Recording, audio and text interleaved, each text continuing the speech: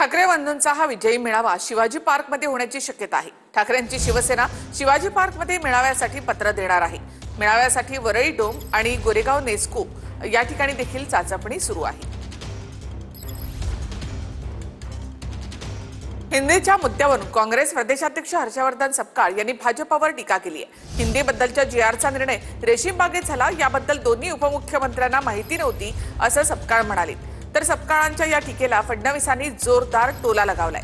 नया है वह असं फडणवीसांनी म्हटलंय। दादा भुसे यांना काही याच्या संदर्भातली माहिती नव्हती। हा त्यांच्या खांद्यावर बंदूक ठेवून चालवलेली ही गोळी होती। यामध्ये सर्व जे होते ते देवेंद्र फडणवीस होते आणि देवेंद्र फडणवीस आणि तो जो काही अधिकारी होता रेघोट्यावार याची हे कतपुतली होते। नागपूरच्या रेशीम बागातून याची सर्व सूत्र हालत होती आणि दोन उपमुख्यमंत्री जे आहेत हे केवळ बघ्याची भूमिका घेत होते। दोघांनाही या निर्णयात कुठेही विश्वासात घेतला गेला नाही, किंबहुना यांना देखील याची सगळी माहिती नव्हती। एकला चलो रे हे मुख्यमंत्र्यांचं जे धोरण आहे ते या निमित्तानं स्पष्ट झाल्याचं आपल्याला सर्वांच्या लक्षात येईल।